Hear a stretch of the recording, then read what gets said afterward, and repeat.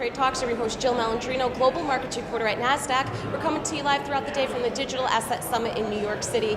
Joining me for this segment, we have Travis Kling. He's the Chief Investment Officer of Ikigai Asset Management to discuss reflexivity with crypto assets. It's great to have you with me, Travis. Before we get into crypto markets, what does Ikigai mean?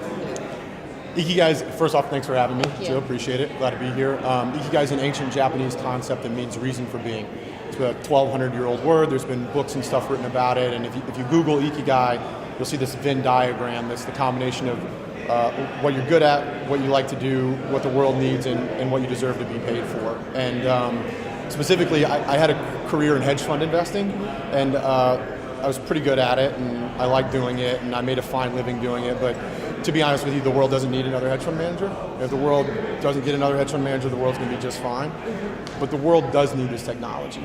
And this technology is a platform to go drive societal change for the good. So I felt like being able to take my skill set and my career path and deploy it into this new asset class that I think it really is going to change the world for the better kind of gave me that fourth circle of Ikigai. All right, that's the end of the interview. That's all I need to know. I love that thank you for having me.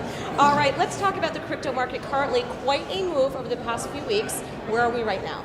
Yeah, it's been really exciting. So Bitcoin's doubled this year, and it's up, I think, 140% off the lows from mid-December, and you're up, 30+% this month.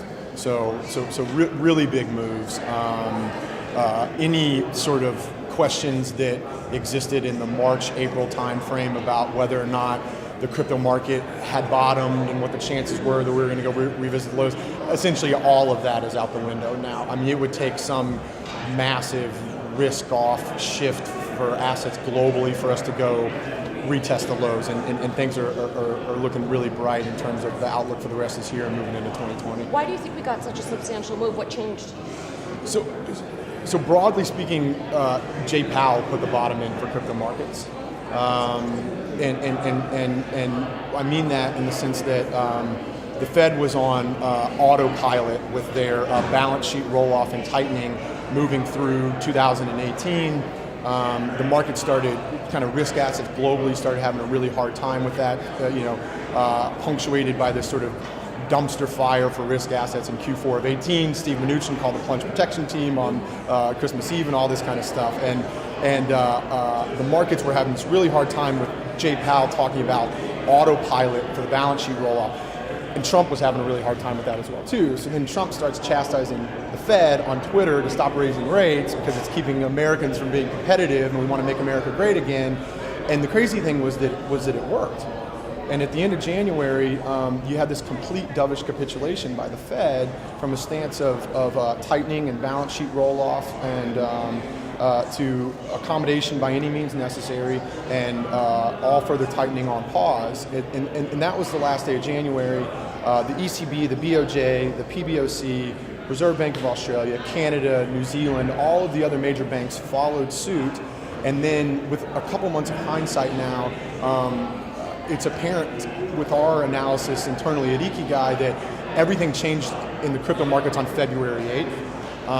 It emanated with a crypto called Litecoin, which rallied 30% in a day on February 8th off of very little news on very strong volumes. And with hindsight now, kind of everything was different since February 8th. And it is no coincidence that was 9 days after the Fed did their U-turn. So, all right. Now, you talk about reflexivity playing a role in the crypto markets. What do you mean by that? So this term reflexivity, which was coined by George Soros, just means that market participants' perceptions affect the market, which then in turn affects market participants' perceptions. So there's a circularity to that. And what it means is that higher prices beget higher prices, and lower prices beget lower prices. And reflexivity as a trait is more present in crypto than any other asset class, because no other asset class gets so much of its value from network effect, which is just to say that the more people use an asset that use crypto, the more valuable it is. And the only difference between Bitcoin being undervalued and overvalued today is what's the future adoption rate of Bitcoin.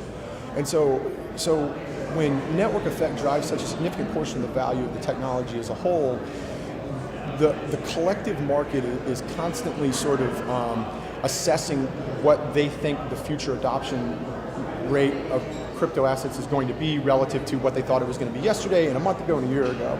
And the price action plays a big role in that calculus, because if the price is going up, by definition, there's an increase in demand for this, right? And so it causes these, what we've seen now, right? We've seen these big run-ups, and then you've seen these big busts. And then the Bitcoin busts at increasingly higher levels, and it's lower highs it's higher lows and higher highs consistently, right? And in December of 17, we went to 20,000, and then we walked back 85% of that to 3,200, and now we're 140% off the low, and that reflexivity has gone from sort of this negative spiraling downward in late Q4 in the first couple months of this year to now fully turning back up. It's been fascinating to watch. It's an interesting point that you make, because correct me if I'm wrong, you can't necessarily evaluate a crypto asset like you can a traditional stock asset. There's not fundamentals attached to it as much as, let's say, U.S. equity. Right. For example. So it's not equity. It's not a legal claim on revenues or earnings or assets or cash flows. So it really is that network effect that's driving the price action. Yeah, that's right. And what we think it is an implicit claim on network effect. Mm-hmm. If a token is structured the right way, you have this sort of implicit claim on network effect, which is granted a little more squishy than EBITDA. But in the same way that we know that there's a relationship between the price of a stock and the earnings per share of a stock, PE ratio, we know there's a relationship between the value of a network and the activity of the network. And the value of a network is pretty easy to ascertain. It's market cap, although there is alternatives to that. And then there's a lot of different metrics that you can use to measure network activity. It's things like transactions per day, active wallet addresses, US dollar value transactions. So it's a different set of fundamentals that you're looking at. When it comes to crypto assets. And then to wrap up here, inherently there's a lot of risk and there's a lot of opportunity here when you're looking at that reflexivity cycle. Yes. Yeah, no, without a doubt. But to be honest with you, the world needs this asset class. There's a bunch of different use cases for distributed ledger technology. Money is the killer app right now, and in the context of what's going on with central banks and governments globally with their monetary and fiscal policy and responsibility, the world is waking up increasingly to the fact that we need this. All right, Travis, thank you so much. Great conversation. Appreciate it. And thanks for joining me throughout the day from the Digital Asset Summit. I'm Jill Malandrino, Global Markets Reporter at Nasdaq.